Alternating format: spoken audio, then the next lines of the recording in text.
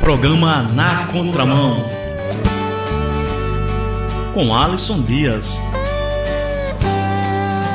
Andando na contramão desse mundo enganador.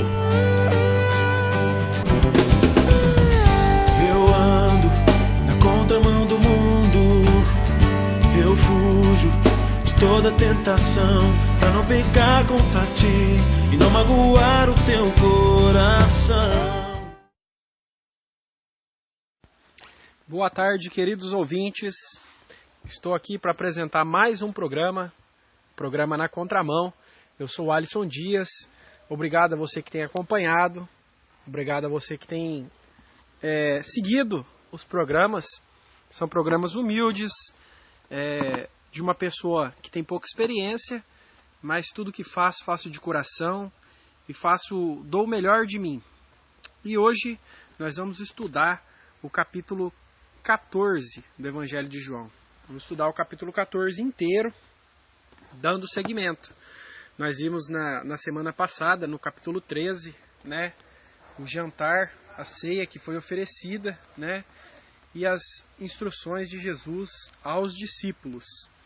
E hoje nós vamos estudar o capítulo 14 inteiro, ainda no jantar, ainda naquela ceia, e se passa aí os últimos dias, os últimos momentos de Jesus com os discípulos.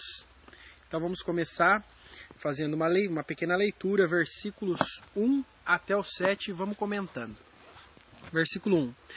Não se turbe o vosso coração. Credes em Deus, crede também em mim. Na casa de meu pai há muitas moradas. Se não fosse assim, eu vô-lo teria dito. Vou preparar-vos lugar. E se eu for e vos preparar lugar, virei e outra vez vos levarei para mim mesmo, para que onde eu estiver estejais vós também. Mesmo vós sabeis para onde vou e conheceis o caminho. Disse-lhe Tomé: Senhor, nós não sabemos para onde vais, e como podemos saber o caminho? Disse-lhe Jesus: Eu sou o caminho e a verdade e a vida. Ninguém vem ao Pai senão por mim. Se vós conhecesseis a mim, também conheceríeis a meu Pai, e já desde agora o conheceis e o tendes visto. Então Jesus começa o discurso dizendo: não se turbe o vosso coração. Porque Jesus já há tempos, como nós estudamos na terça-feira passada, Jesus vem avisando já há tempos que ele seria morto, que ele seria entregue. Durante o jantar, ele disse que seria entregue para ser sacrificado. Então ele fala: não se turbe, não fiquem assustados, não fiquem atemorizados, não fiquem espantados, Creiam em Deus e também em mim. Porque se eles crescem em Deus, eles entenderiam, eles acreditariam que realmente Jesus veio para isso, para ser sacrificado. Seguir a Jesus, ele já quis dizer também, bom, se Jesus vai ser sacrificado, vai morrer, o que vai ser de nós? Então Jesus ele diz aqui qual é o sentido de servi-lo, qual é o sentido de servir a Cristo. Por que o irmão Alisson está aí toda semana, pregando na rádio, na igreja, falando, evangelizando em todos os meios possíveis? Por quê? Qual é o sentido? Qual é o sentido de seguir a Cristo? Você que segue, você que começou agora, você que está conhecendo a palavra de Deus através da Rádio Kadosh, agora, qual é o sentido? Que proveito tem em servir a Cristo? Porque nós sabemos que servir a Cristo é negar a si mesmo, é matar o seu eu, é deixar as suas prioridades em segundo plano, é seguir, abandonar aquilo que são as suas maiores vontades e colocar em primeiro lugar a vontade de Deus, Nós sabemos que é morrer para esse mundo, Nós sabemos que é deixar de amar esse mundo. Qual é o proveito, então, que há em servir a Cristo? Então Cristo fala isso nos versículos 2 e 3. Olha o que ele diz: Na casa de meu pai há muitas moradas. Se não fosse assim, eu vô-lo teria dito, pois vou preparar-vos lugar. E se eu for e vos preparar lugar, virei outra vez e vos levarei para mim mesmo, para que onde eu estiver, estejais vós também. Então Jesus diz que ele morrendo, ele iria para o Pai. Jesus morreu, ressuscitou e foi para o Pai, na casa do Pai, né? E na casa do Pai é um lugar que nós não temos acesso, não dá para ir, né? Nem a NASA com seus foguetes que eles lançam para o espaço não consegue chegar lá, é um outro plano. O ser humano não consegue. Mas Jesus diz que lá há muitas moradas. Essa palavra moradas no grego, ela representa um repouso, um lugar de repouso, de descanso, um lugar de descanso, uma parada final. Uma casa onde você vai chegar e é o seu último lar. É ali que você vai ficar. E ele fala que lá na casa do Pai tem muitas moradas, que tem lugar para todos. Lá tem muitos quartos, como se fosse um grande hotel. Tem muitos quartos e tem um quarto para cada um de nós. E ele vai na frente e vai preparar um lugar para cada um de nós. Para os que aceitaram a Cristo, para os que seguiram a Cristo, para os que se arrependeram. Então ele vai deixar lá um lugarzinho preparado para cada um, né? Para que ele vai se preparar, né? Versículo 3. E se eu for e vos preparar lugar, virei outra vez e vos levarei para mim mesmo, para que, onde eu estiver, estejais vós também.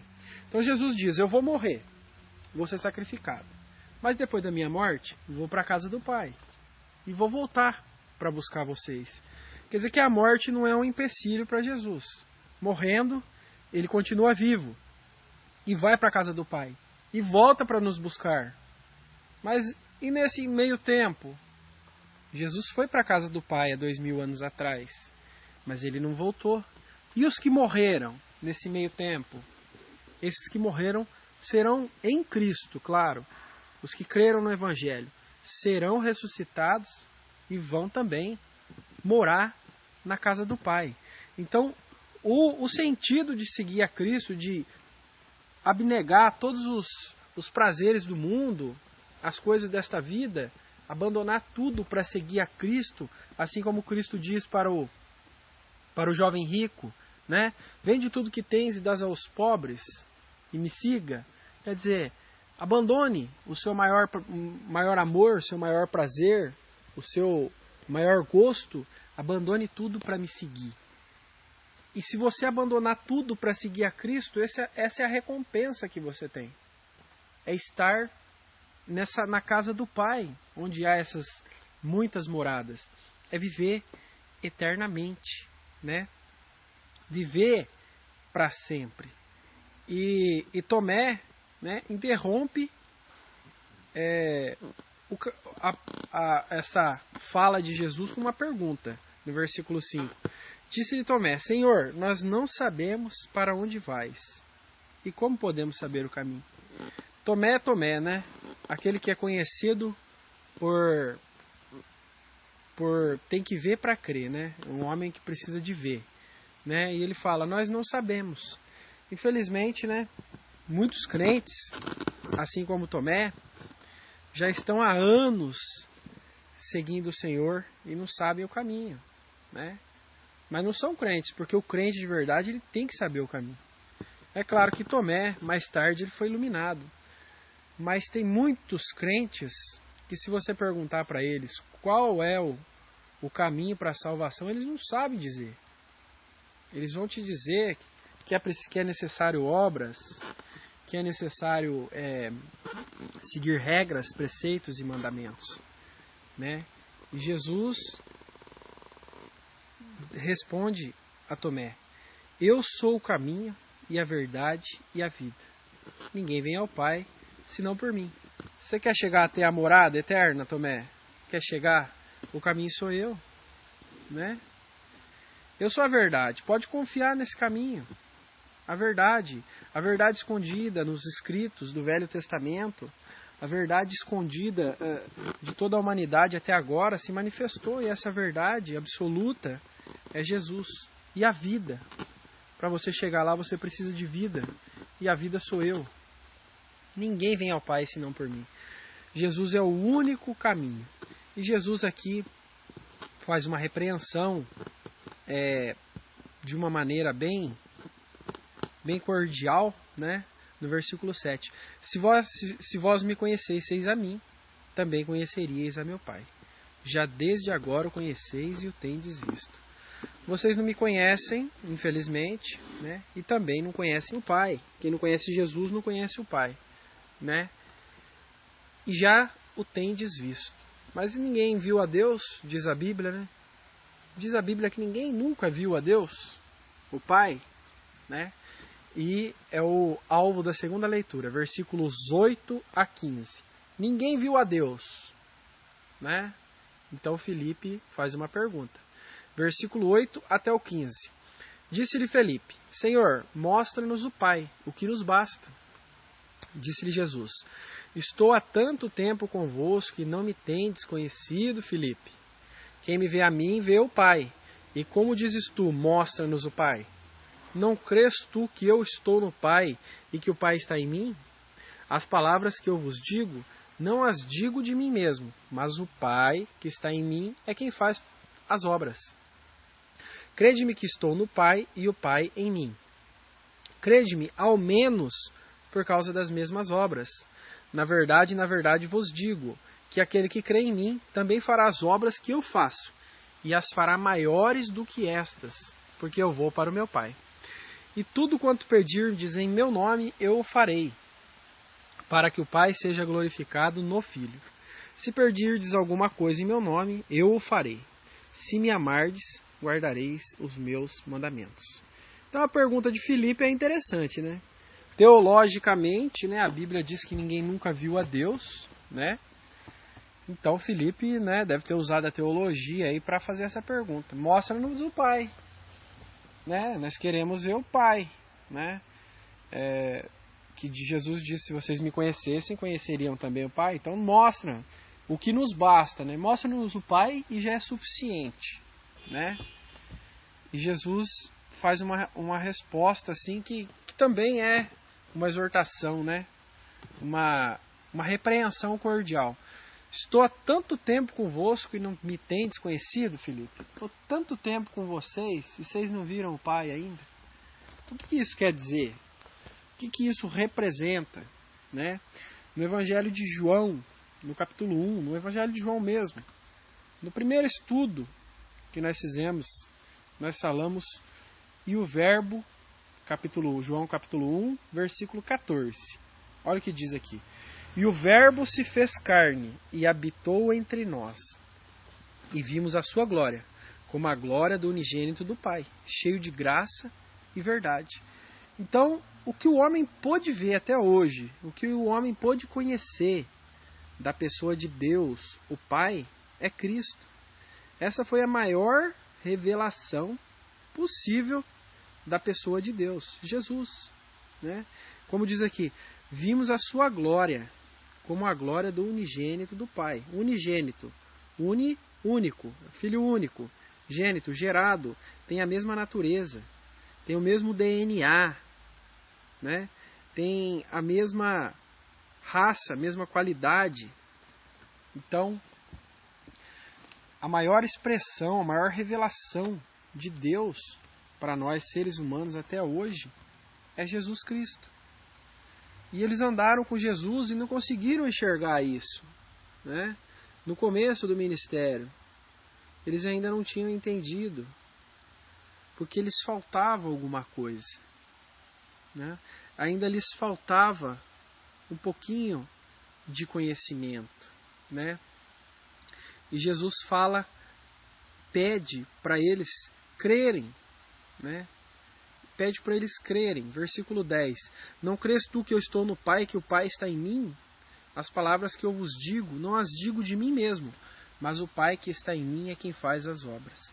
Essa é a doutrina da Trindade, né? De que o Pai, o Filho e o Espírito Santo são a mesma pessoa, porém são três pessoas diferentes, cada um com seu caráter, cada um com a sua similaridade, mas são a mesma pessoa. Como entender isso, irmão Alisson? Me explica. também não posso te explicar, porque eu também não entendo. Eu só entendo as coisas dessa terra que eu vejo. As coisas lá do céu ainda não entendo. Mas quando nós formos para a morada de Deus, todos nós vamos entender. Então aqui é a doutrina da Trindade. Não crês tu que eu estou no Pai, que o Pai está em mim? Jesus é Deus, o Pai. Jesus é o Espírito Santo. O Espírito Santo é Deus, o Espírito Santo é Jesus. Deus é Jesus, Deus é o Espírito Santo. Difícil, né? Para a nossa concepção humana, mas é a verdade, né? E no versículo 11 ele pede para que creiamos. Apesar de você não entender a doutrina da Trindade, como é que Deus é 3 e 3 são 1, né? Como é que Jesus é Deus, se Jesus fala com Deus, né? Se você não compreende, ele só pede uma coisa, no versículo 11: crede-me que eu estou no Pai e o Pai em mim. Crede-me, ao menos por causa das mesmas obras. Creiam, creiam, creiam pelo menos, né? Olha só, como eles eram descrentes, né? Crede, ao menos por causa das mesmas obras. Vocês não criam no Deus do Velho Testamento, que fez aqueles milagres no Egito, né? Água se transformar em sangue, né? Abriu o mar para o povo dele passar, fez cair pão do céu, feriu a rocha e saiu água, e tantos milagres que o Pai fez, tantos e tantos. Vocês creram nele pelo que estava escrito apenas. Vocês não viram. Vocês não viram aquelas coisas, só os seus antepassados, mas vocês creram. E eu estou fazendo as mesmas obras. Eu estou fazendo os mesmos milagres diante de vocês. Então creiam por essa manifestação de poder que eu tenho, que eu faço. Já que vocês não creem pelas palavras, creiam pelo menos pelas obras que eu realizo. Porque as obras de Jesus eram concedidas pelo poder do Pai, né? E hoje nós temos que crer sem ver. Nós temos que crer naquele que nós não vemos. Nós não vemos mais as obras, nós não vemos os milagres de Jesus, nós cremos pela palavra que está escrita. Então Jesus pede, creia. Talvez você não entenda uma doutrina, talvez você não entenda um ensinamento, mas creia. Creia. É crer, né? Quando o carcereiro perguntou para o apóstolo Paulo, o que devo fazer para ser salvo? Paulo respondeu para ele, crê no Senhor Jesus, e será salvo tu e a tua casa. É crer, é fé. A salvação é pela fé. A fé em Cristo, né, te leva à salvação. Você crê em Cristo, você crê na obra redentora dele, você tem salvação. Então creia. É preciso mais fé, né? É preciso que a nossa fé seja pelo menos do tamanho de um grão de mostarda. E crer em Cristo é suficiente para a salvação, irmão Alisson? É suficiente. Então, se eu crer em Cristo, eu posso fazer o que eu quiser. Não de acordo com as Escrituras. Versículo 15. Se me amardes, guardareis os meus mandamentos. Crer em Cristo é crer na obra dele, crer nos seus ensinamentos. E crer no que ele deixou para que obedecêssemos e viver de acordo com a vontade dele. Versículos 16 a 21. Eu rogarei ao Pai, e ele vos dará outro Consolador, para que fique para sempre convosco. O Espírito da verdade, que o mundo não pode receber, porque não vê nem o conhece. Mas vós o conheceis, porque habita convosco e estará em vós. Não vos deixarei órfãos, voltarei para vós. Ainda um pouco e o mundo não me verá mais, mas vós me vereis, porque eu vivo e vós vivereis. Naquele dia conhecereis que eu estou em meu Pai, e vós em mim, e eu em vós. Aquele que tem os meus mandamentos e os guarda, este é o que me ama. E aquele que me ama será amado de meu Pai, e eu o amarei e me manifestarei a ele. Então, Jesus, né, ainda falando da grande morada em que ele está preparando para nós, os crentes nele, os crentes em Cristo, né, no versículo 18 ele fala, não vos deixarei órfãos, voltarei para vós. a morte de Cristo, a sua ressurreição e a sua partida desse mundo, ele promete que ele vai voltar, né? Ele vai voltar. Nós vamos para essa morada eterna. E tudo isso que nós temos dúvida, né? Que nós não entendemos, que nós não sabemos, tudo isso vai ser revelado, né? Olha que interessante, versículo 20. Naquele dia conhecereis que eu estou em meu Pai, e vós em mim, e eu em vós. Naquele dia, todas essas dúvidas teológicas que você tem, como é que Deus pode ser 3 em 1, né? Como é que pode ser isso, como é que pode ser aquilo? O meu corpo vai ser super poderoso, vou ser igual aos anjos, vou poder voar, vou poder visitar outros planetas, não vou mais precisar comer, não vou mais precisar beber. Será que os animais vão falar? Será que eu vou conhecer o meu amigo? Será que eu vou ver as pessoas no inferno? E tantas perguntas que tem, né? Que muitas vezes não tem resposta, uma resposta certa, mas apenas uma especulação. Naquele dia nós vamos saber de todas as coisas. Agora é o momento de crer. Agora é o momento de crer, de obedecer, de entregar sua vida a Jesus, de negar a si mesmo, de matar o seu eu. Agora o momento é esse. O momento de saber, de conhecer de tudo, de saber com exata perfeição, é na volta de Cristo. E no versículo 16, ele diz assim: E eu rogarei ao Pai, e ele vos dará outro Consolador, para que fique convosco para sempre. Outro Consolador. Quem é esse outro Consolador? É interessante que Jesus diz: E eu estarei convosco até a consumação dos séculos. Né? Jesus falou, prometeu aos discípulos que estaria com eles até a consumação dos séculos. No entanto, ele não está aqui entre nós. Né? Ele está à direita do Pai, lá no seu trono, lá no céu, né? Aguardando o momento de voltar. Se ele vai voltar, é porque não está. Então, como é que ele promete que estaria? Estaria através desse Consolador. Esse Consolador estaria o representando. João capítulo 16. Futuramente nós vamos chegar nesse estudo, mas vamos dar só uma passadinha. Versículo 7 até o 12. João 16, versículo 7 até o 12. Todavia digo-vos a verdade, que vos convém que eu vá. Porque se eu não for, o Consolador não virá a vós, mas se eu for, enviá-lo-ei. E quando ele vier, convencerá o mundo do pecado e da justiça e do juízo. Apenas esses 2 versículos.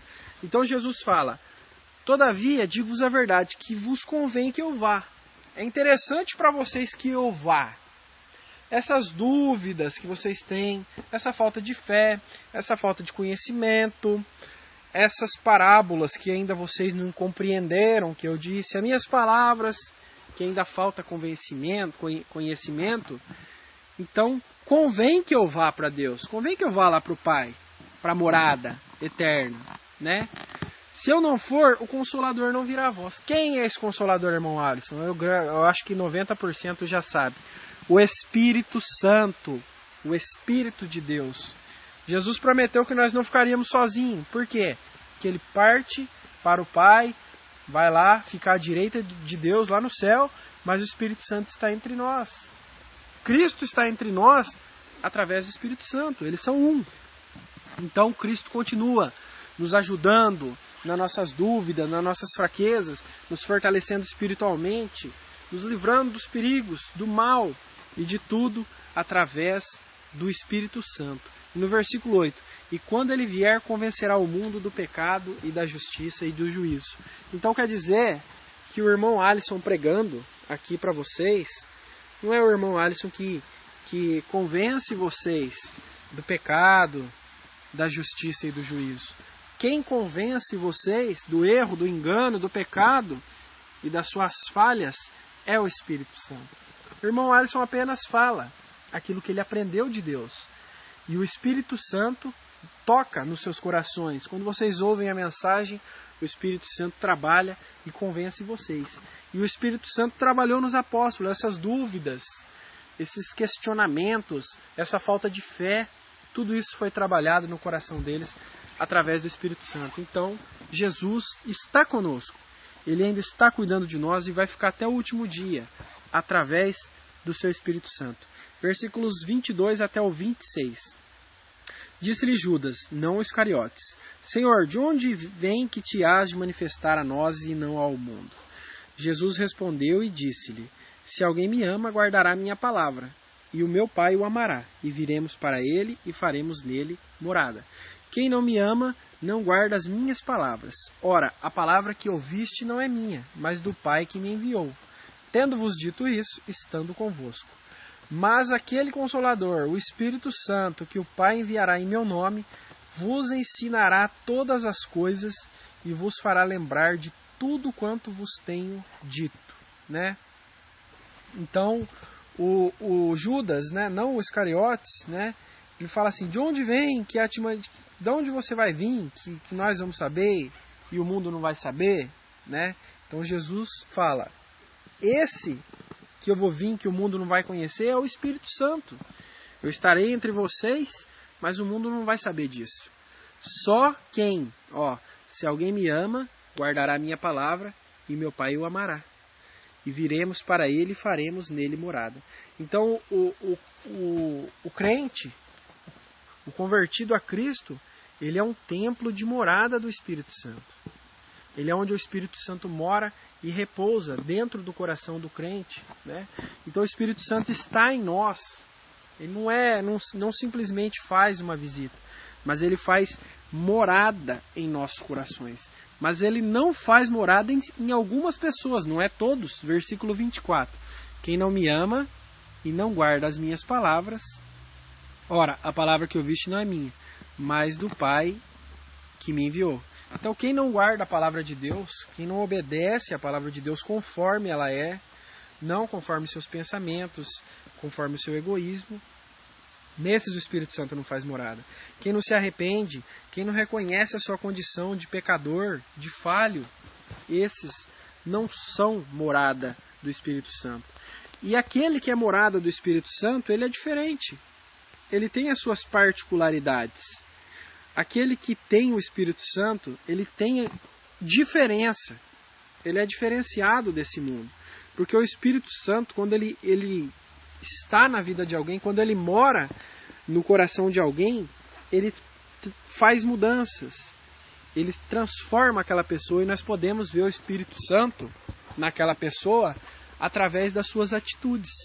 Gálatas, a carta que Paulo escreve aos Gálatas, no capítulo 5, versículo 22 e 23 diz assim: Mas o fruto do Espírito é amor, gozo, paz, longanimidade, benignidade, bondade, fé, mansidão, temperança. Contra essas coisas não há lei. Então aquele que é morada do Espírito Santo, ele tem uma diferença. Ele tem um modo de agir diferente. É por isso que ele consegue abnegar as coisas desse mundo, é por isso que ele consegue abandonar os próprios desejos e antes prefere fazer a vontade do Senhor.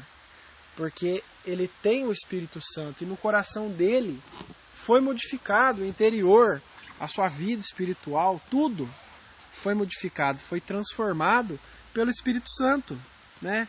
Que vai dar um entendimento, né? Mas aquele Espírito, aquele Consolador, o Espírito Santo que o Pai enviará em meu nome, vos ensinará todas as coisas e vos fará lembrar de tudo quanto vos tenho dito. Então, o Espírito Santo ele vem e transforma, e o crente produz frutos, e nós conhecemos os verdadeiros cristãos por esses frutos: paz, bondade, longanimidade, fé, temperança, domínio próprio, todas essas coisas. Então, Cristo foi nos preparar lugar, ele está lá, ao lado do Pai, e nós somos morada do Espírito Santo, e um dia ele vai voltar para nos buscar. Essa é a mensagem. Versículos 27 a 31. Deixo-vos a paz, a minha paz vos dou. Não vou lá dou como o mundo dá. Não se turbe o vosso coração, nem se atemoriste. Ouvistes o que vos disse, vou e venho para vós. Se me amasseis, certamente exultaríeis por ter dito, vou para o Pai, porque o Pai é maior do que eu. Eu vou-lo disse agora, antes que aconteça, para que, quando acontecer, vós acrediteis. Já não falarei muito convosco, porque se aproxima o príncipe deste mundo e nada tem em mim. mas é para o mundo, para que o mundo saiba que eu amo o Pai e que faço como o Pai me mandou. Levantai-nos, vamos-nos daqui. Então, ele deixa bem claro, né, que um dia ele voltará, e voltará para buscar aqueles que têm o Espírito Santo. Arrependa-se dos seus pecados, aceite hoje mesmo Jesus como seu Senhor e Salvador, mude de vida os seus caminhos, negue a si mesmo, você terá o Espírito Santo de Deus em sua vida e também um lugar preparado na grande mansão, na morada eterna que Jesus vai vir um dia para nos buscar. Obrigado por acompanhar o programa e até mais.